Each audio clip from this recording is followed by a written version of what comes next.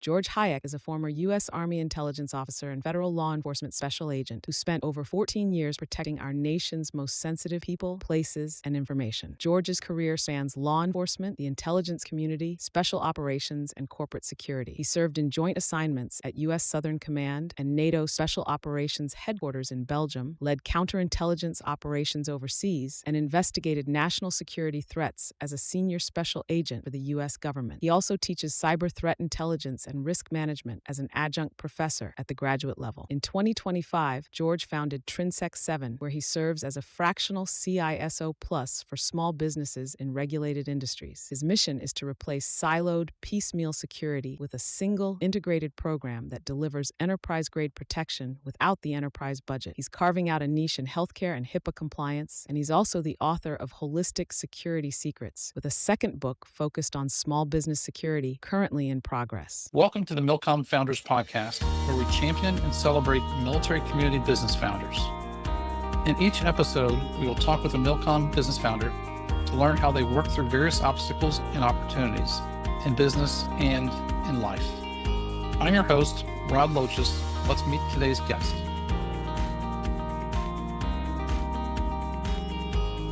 Welcome, everyone. Today on the MilCom Founders Podcast, we get to champion and celebrate George Hyek while hopefully educating and inspiring other military community founders. George, welcome to the show.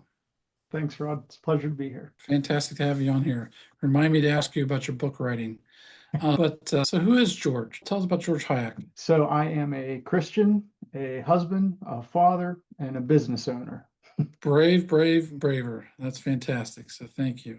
I like that. To give us a little context, why the heck did you go and join the military? What a crazy thing to do. How did that come about? Yeah, it's kind of a funny story. I took some time off in college and went and became a police officer, like in a small little town. And at one point, the Marines came out and they did this like pull-up competition. It was a recruiting event, and they were trying to recruit people. And a bunch of us went over and did pull-ups and stuff with the community. It was a nice little thing. And to know some of the guys, they were really good. Some of the guys that I was on the job with as a cop were former military, and it was cool hearing about their experiences and everything. Well, I ended up going back to finish my bachelor's degree, and I was back at school, and my roommate at the time actually started talking to a Marine recruiter and was going to go to their officer candidacy school.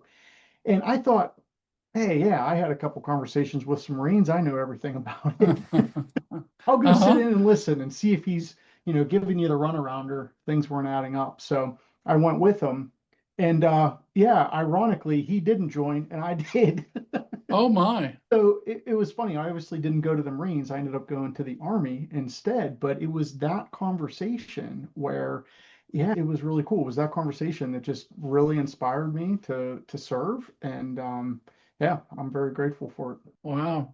So what MOS did you go into? So I started off actually commissioned in the Pennsylvania National Guard, Fort Indiantown Gap. And I went through officer candidacy school, then the basic intelligence officer course to become a 35 Alpha.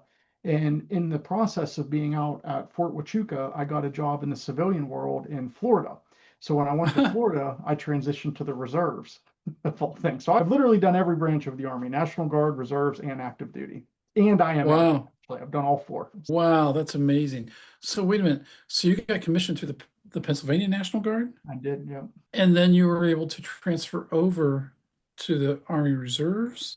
I had to go to the reserves. The Florida National Guard was at like 350% manning. They were so overloaded. Yeah, this was a long time ago now, but they were so overstrength, they didn't have room for me. They wanted me to reclass. They wanted me to go become like a civil affairs officer or something, but I really wanted to do intel. I fought really hard to get that in Pennsylvania. I, had really just come out of the school, and that's what I wanted to do. So I had to transfer. Yeah. But what a great choice I think you made in doing that and staying in intel. Wait a minute, you were commissioned when you went to work into the intel. I did, yeah. Got it. Okay, because it's hard to get a job in intel or civil affairs as an enlisted person. There's just not a lot of billets for that. Yeah, very much. Got it. Okay. Very cool. And So you served in this little organization called the Army and all the different facets of it. What are some of the, what's a good example of leadership that has impacted you for years that you experienced, saw, felt, whatever the case is? I've had a very unique Army career in the sense that I've never been part of a traditional Army unit, always been in Mm-hmm. joint units. Like I told you, when I transferred to Florida, I ended up on orders at U.S. Southern Command, a four-star combatant command, and pretty much stayed joint until the day I got out. But I ended up going overseas. I was in Belgium at the NATO Special Operations headquarters, Oh, and jeez. this was an excellent assignment. And our commander at the time was a guy named Skip Vincenzo. He was a Navy SEAL, and it was so cool being in this environment where you had not just joint U.S. Special Operations, but you had our coalition Special Operations partners as Wow. well. And so the team was really diverse, really unique. And I remember every morning it was mandatory. We had an 8 a.m. meeting, but we weren't allowed to talk about work. Skip made us all come in, and they were short meetings, but everyone had to go, like we went around the room and everyone had to say what was going on in their lives that day, right? If their Mm-hmm. kid had a soccer game the night before or whatever was happening.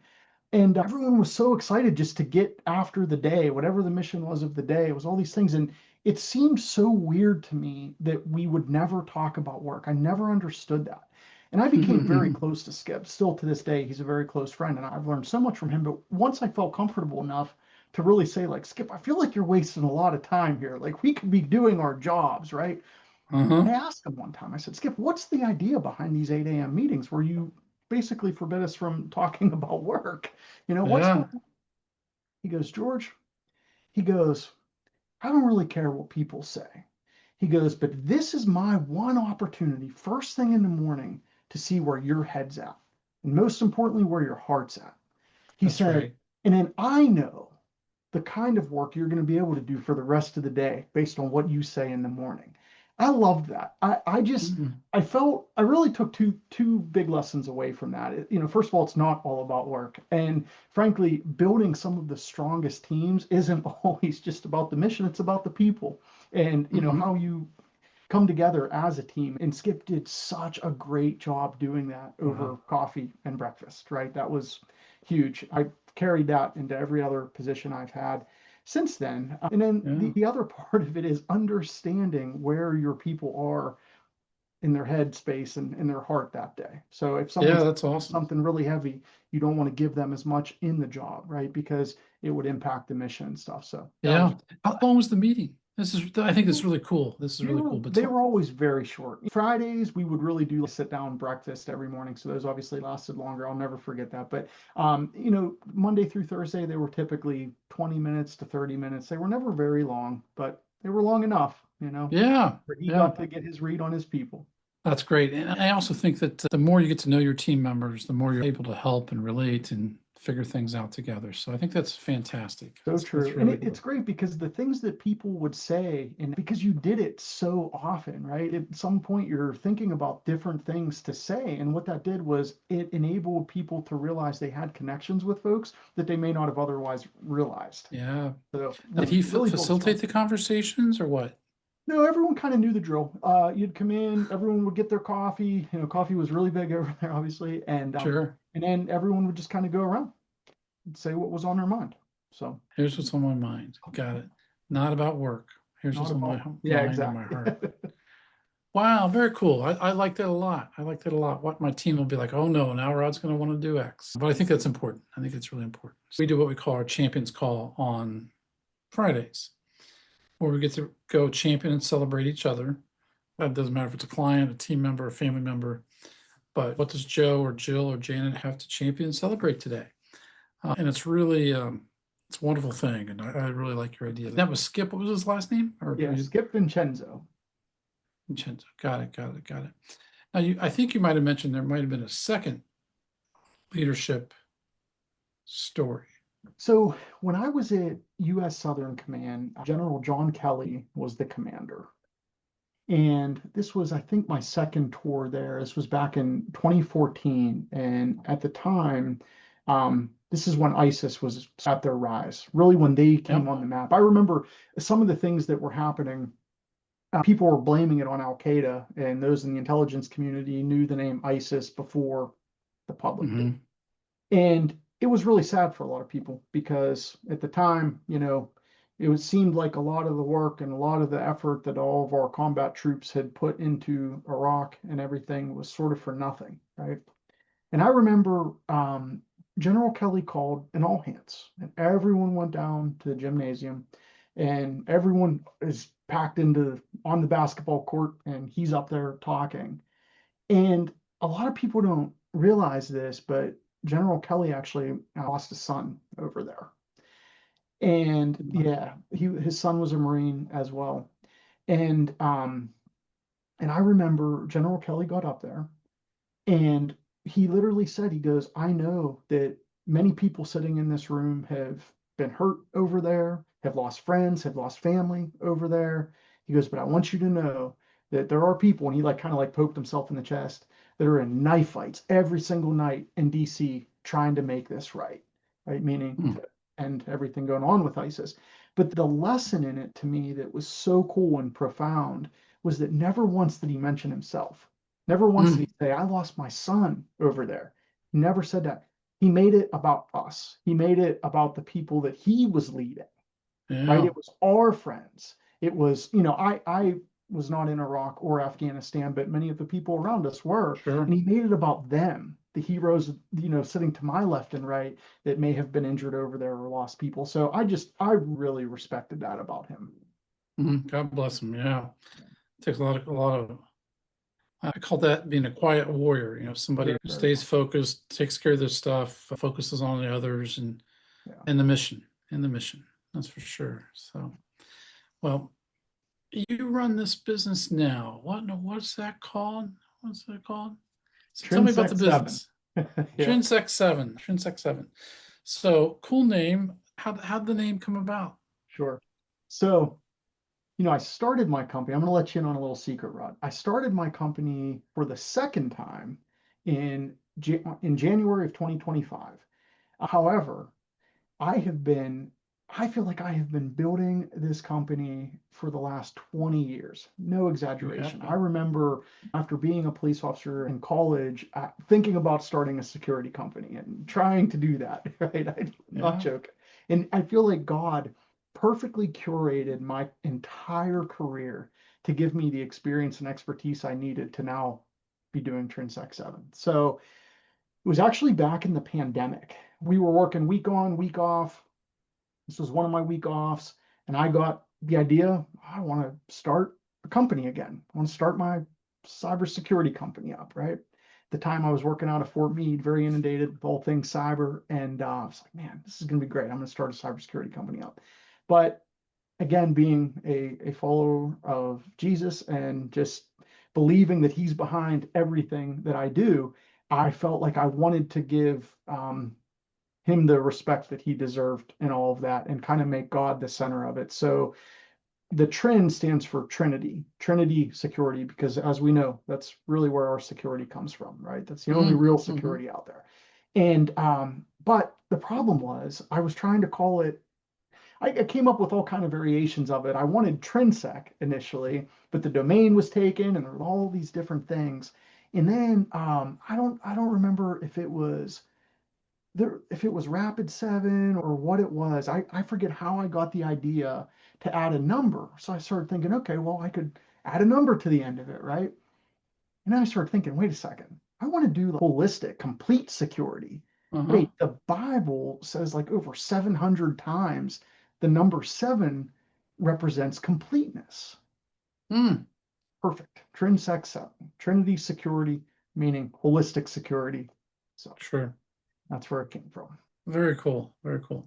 Now there's a book on behind you. What's it say? Holistic. So, Holistic Security Secrets. I published that in 2024. That was my first book, and it is really focused on holistic security. Imagine that for families.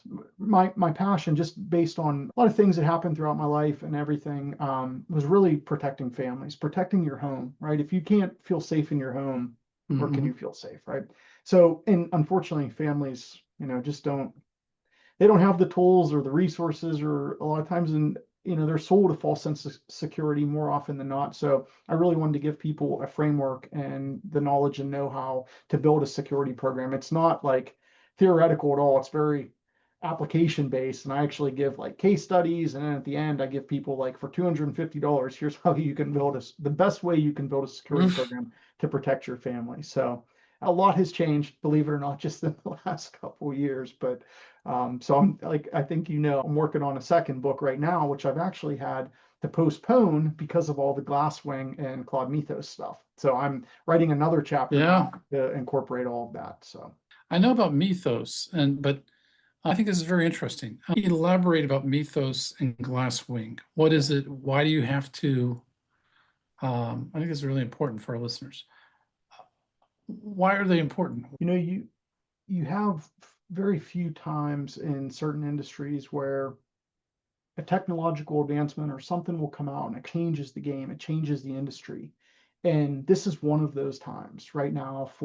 I genuinely don't believe that cybersecurity is going to look the way it does 1 year from now because of programs like Mythos and Glasswing. So Glasswing is basically a coalition. What Anthropic did was they took Mythos and they gave it to some of the really big companies like Google, Microsoft, Amazon, CrowdStrike, which is another Mm-hmm. cybersecurity company, a really big one.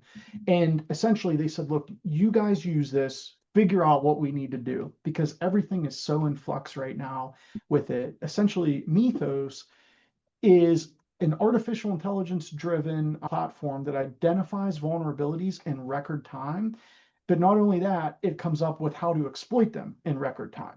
See, we had previously what was called kind of like a Yeah. grace period, where you Mm-hmm. have like a bad guy finds a vulnerability in a system, right? And the first time that he attacks it, right? The first time that vulnerability is attacked, that's called a 0 day, right? Meaning like Mm-hmm. the clock starts at that point.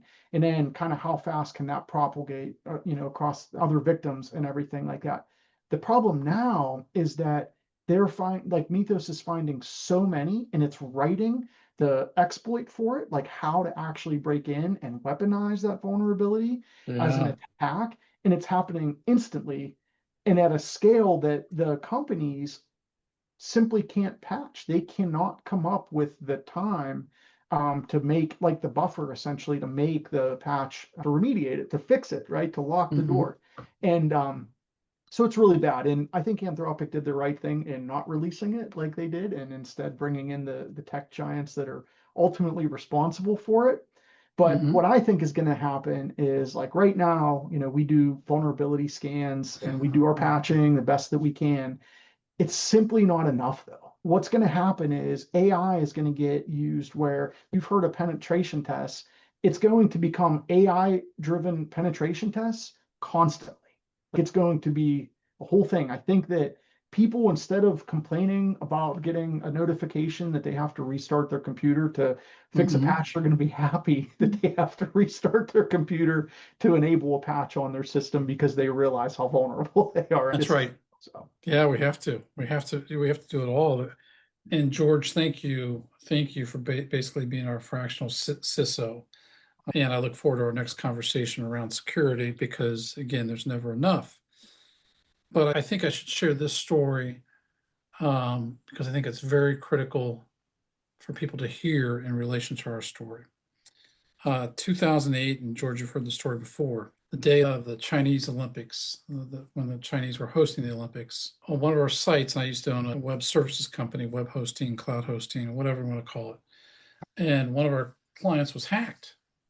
And I forget what it was up to, but it was, hey, we're the best, China's the best, we're gonna take over the world, whatever. Just a bunch of propaganda. And but George, they hackers from the Szechuan Institute of Technology, their version of MIT, another university in China, I can't remember where, and also North Korea's leading tech university, started pounding on our network every day, all day, for weeks. One of our clients that we hosted had a very poorly secured stuff. And I really believe what people over there were doing was using this client's insecure situation as a teaching point of like, hey, you want to see how something is not supposed to be secure? Go look at this. And we got pounded for weeks. Our whole network just got pounded. And they only ever went after that one site, but again and again and again. And it took us forever. We had to kick the guy off our network. He didn't want to fix it. We're like, you gotta go, gotta go. But ever since then, George, my belief is there is not enough security, period. And I tell you what, only because I had great team members and great clients do we survive that largely DNS attacks, denial of service attacks. And it was before the big distributed companies were out there, are really prevalent. And in fact, we deployed them during that time. My brother, Stephen, I called him the Iceman because he was so calm and cool and collected. I don't like to give him compliments, but he is my brother. Because he is my brother, I don't like to give him compliments. But him and some other guys fought like son of a guns to get these guys shut down and bored. Quite frankly, they became bored. Like, okay, well, it's been secure, we'll move on. But again, there's not enough security, and to have you helping us keep our stuff secure is thank you so much for all that you do, your insights, your ideas, listening to us. Hey, what about this? What about that? So really appreciate that. And I look forward to having another conversation regarding ESG and XYZ and ABC too. So thank you for that. But okay, so TrinSec 7, I get it. I understand why you named it that. What makes you unique to do this and deliver this and help us and other people stay secure? Why you? I think there's a lot of really smart cybersecurity people out there. There's a lot of really smart physical security people out there. There's a lot of people that are just really, really smart in one area. I call that a siloed security. And I believe that's one of the greatest vulnerabilities of today. I think from a small business perspective, I think that you might agree that it's frustrating dealing with 7 to 10 different vendors for your complete security, right? So I built a program that essentially delivers all of that for you based on what you're protecting and what you're protecting it against. And so there's a single person to call. You know that you can call me. If something goes wrong, you know that you call me, versus the other way of doing it where you have, say 7 different vendors and something goes wrong. Who do you call? Not to mention, when you start calling them, they just start pointing the fingers. Not to mention, you're paying markup across 7 different vendors, right? So it's way more cost intensive. There's no response, like no accountability there. So I'm really trying to make it easier for small businesses to have effective security, because I don't believe that should be reserved for Fortune 500s and the government, so. Well, George, you had a soft job of being an intel guy in the military. Yeah. But really it's about the interlocking fire, which you may have heard of that thing. Of course. And I think when you got 7 different vendors that aren't talking to each other and no one's coordinated, where's your coordinated force of fire? Yeah. And I think it's so much related to what you learned in the world of intel that it's so important. That's for sure.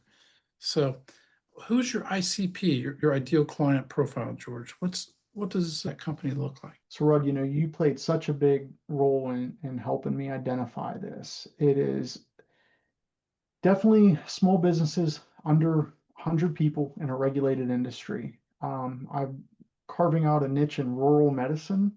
I really enjoy doing HIPAA. I'm getting really smart on the HIPAA 2.0, and I love seeing the effects of that for our clients, because I was fortunate enough to go out to one of our client sites in Oregon last fall, and they do like residential mental health care for their clients. And I mean, it was so touching for me getting to see like the CEO and the COO go around to some of the residential sites and interacting with their clients, with their patients, and just how much they care. And at the end of the day, like who we're really protecting, because it's the patient's data, right? At the end of the day, they're the downstream beneficiary of it all. And just seeing that relationship was just fascinating. So absolutely love doing healthcare, Yeah. but And it's not just the also patient, it's their family too, right? I mean, 100%. because Yeah. XYZ, how do we, I mean, my gosh, I can't imagine. Yeah. Um, Very that's for much. sure.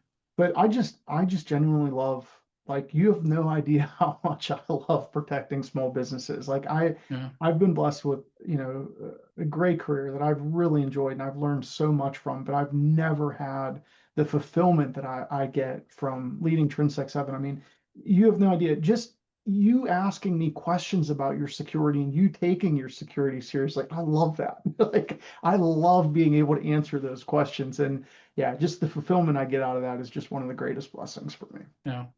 So George, you mentioned the other book and you're waiting on the mythos and things, which I get, but tell me about that book briefly. I think, Sure. your intellect around this concept of security and the integrated in-depth layers of security is so important. But what's this next book that you're finishing up So now? I'm going to call it. yeah, so the whole idea, I mean, the one over there is for families. My next one's for small businesses. The whole idea is people don't realize, like, small businesses just don't understand how much they're targeted. 43% of cyber attacks right now are on small businesses, and unfortunately, people don't realize that they're in the fight, right? They Yeah. don't even know. They just don't know. They believe old myths about security and kind of see how fast things change. So my thought process with this book was really to put information out there that a small business owner can take my book, and it reads not so much as, like, I don't know, a textbook or anything like that, but it's, again, like, application based. Hey, look, here are the steps that you need to do. I start every chapter off with a very short case study there, kind of showing, like, hey, in this chapter, here's what happened, here's what broke, right? Here's what broke in their security Love that. and security, right? And here's what they should have done, and it reinforces it. And then I end every single chapter with an exercise and questions that the readers should take or answer. And just by doing those things, by increasing their awareness, they're going to exponentially improve their security. So Yep. that's the idea of it. I obviously go through, I have my 7 layers of security. I walk them through that and really just give them the framework for a holistic security program that they can implement. Absolutely. So here's an interesting question, George. We're in the midst of writing The Ready Founder. I've probably talked to you about that already. And the whole concept of that book is to make sure that we help every founder be ready for every financial opportunity and every obstacle. Because it is truly like the military. If you're not ready before you go on your mission, you're not going to get ready on your mission. You're in the fight. And when that stuff hits the fan, it's too late to get ready. Very much. The challenge is because we deal with financial information of founders, we can't openly talk about who it was, or I don't feel like it's fair. I don't even feel like it's fair to ask the founders, hey, do you mind if I talk about this? I just don't feel like it's fair to put them on the spot or to even share that. So everything we're doing is anonymized. Yeah. In the book, I kind of feel like it's disingenuous, but I won't and can't and will never do that. How do you handle that piece with your stuff? It's smart. So I chose not to go the anonymous route with it, and instead I just used open source things, right? When these breaches happen Oh, and they're public knowledge, like they're public information, that's okay. You're allowed to put that in there. Yeah, there's no breach of confidentiality or anything because it's on the internet. So I spent a lot of time researching different breaches that happen because of some of the security flaws that I'm trying to prevent, right? And that got it. my controls for that specific chapter, whichever one it might be, would have prevented. So that's how I did it. And I just found different breaches or attacks that happened, different companies that went out of business, and all of those things. Great idea. Great concept. Thank you. Thank you. That's very cool. Um, so back to TrinSec 7. How do you balance? I know we've had conversations around this, but what are some of the challenges that you're working on now? What's interesting, so I'm at a really strange point where my company's been very blessed. We've grown significantly, but I'm at a point where I need to hire, I need help. Like I really need help. And but I'm not necessarily making enough that I have enough to hire somebody for. So I'm Yeah. trying to figure that out. That's like goal number one right now. And then goal number two is I have a software that I created that I need to bring to market, but that is also very costly. So I'm in the process of trying to raise some money to bring my software to life. Mhm. Yeah, that's a tough balancing act those are two completely different business models.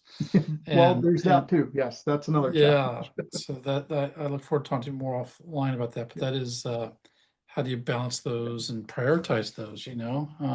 I get it. I get it. So that's for sure. Um, I pitched a VC recently. Actually, it was over a month or so ago now, but he said something really interesting, and he wasn't being rude when he said this. He was actually being quite friendly. He said, "You know what your problem is?" I said, "Oh, tell me. Yeah, I can only imagine, right?" He said, "You don't know what kind of company you have." I said, "Really?" I said, "Tell me." He goes, "Well," he goes, "You might think you're a software as a service company." He said, "You're not. You're actually a service as a software company." I said, "Oh," and that was the first time I'd ever heard that term.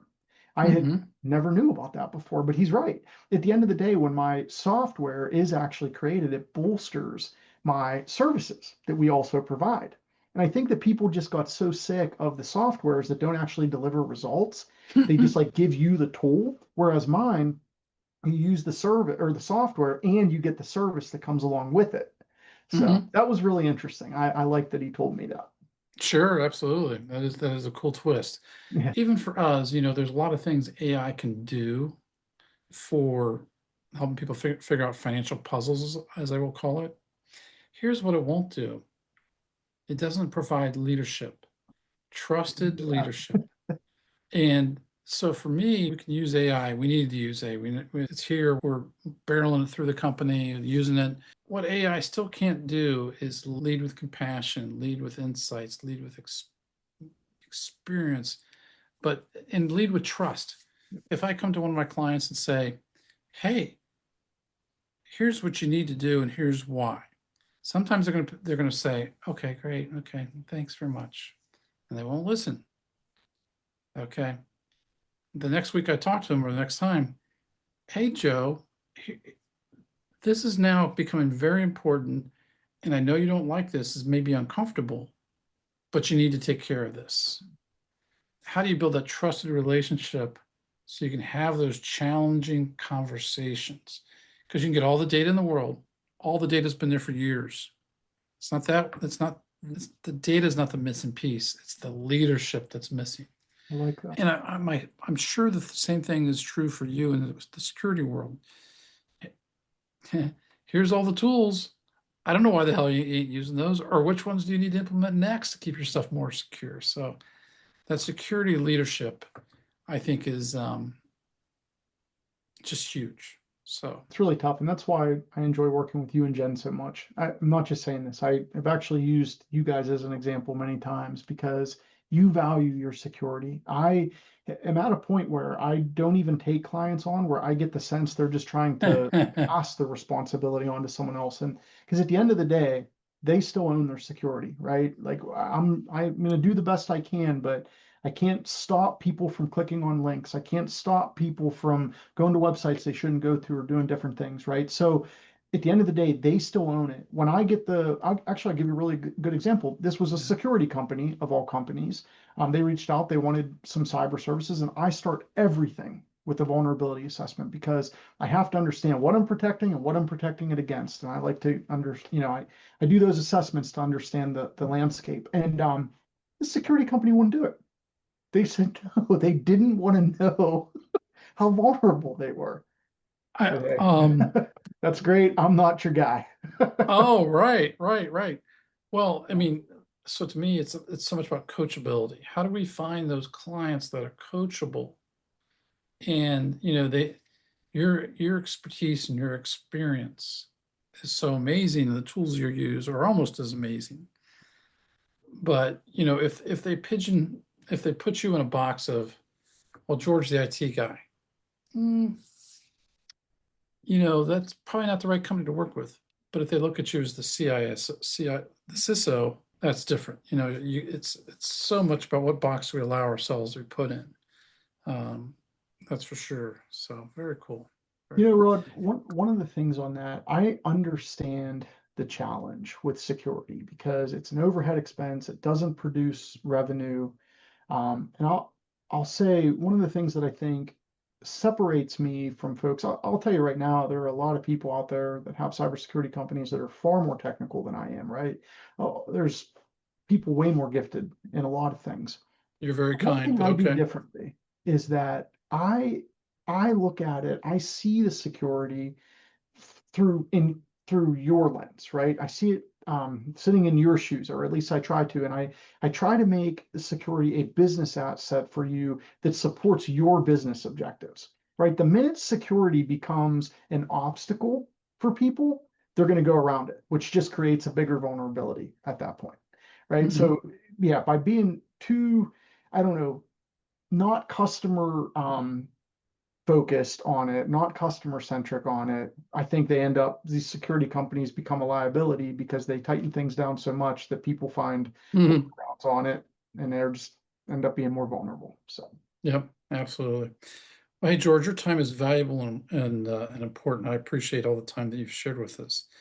Um, what's one thing that you think that every business founder, even if they're not veterans, should hear? What's a piece of advice you want to share, need to share with business owners?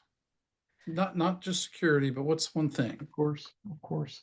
You know, I genuinely believe, and this is biblical, that we are called to be entrepreneurs. I think that working a normal job is akin to eating the bread of idleness, right? Instead, we are called to plant our seeds and eat from the harvest. And to me, that is what starting TrinSec 7 has been for us. There's a sense of freedom and just fulfillment that I don't think you can get ever working for anyone else or working for the government. Mm. Even if you like what you do, you know, we're called to work, right? At the end of the day, people always say, you know, what you do for a living doesn't define you, but it defines so much of us, defines so Mhm. much of our experiences and our network. And you have to love what you're doing. So who are you doing it Yeah, for?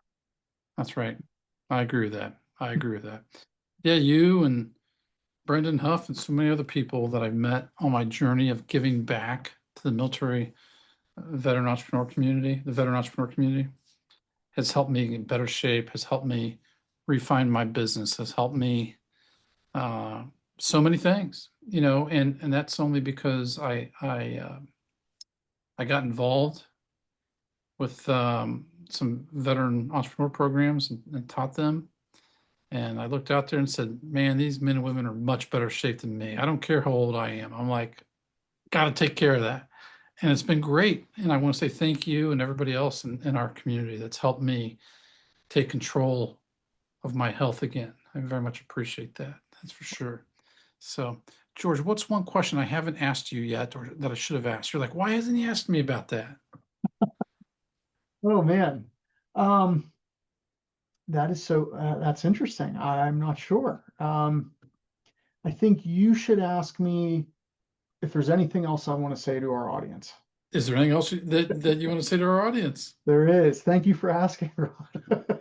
You know, honestly, Rod, just genuinely, I want to thank you, not just for this opportunity on the podcast. You know how I feel about podcasts. I'm not great with these, but one of my favorite things about being an entrepreneur and starting TrinSec 7 is the people that I met.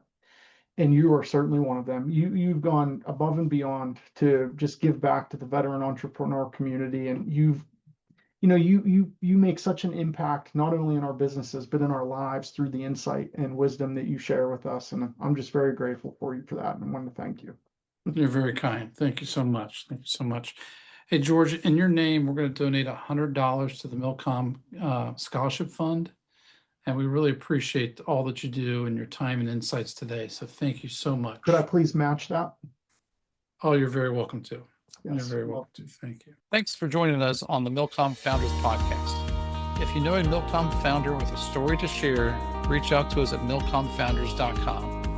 For each guest on our show, One Degree Financial donates $100 to the Dick Wojcik Veteran Entrepreneur Scholarship Fund, supporting education for children of a MilCom business owner. Stay ready.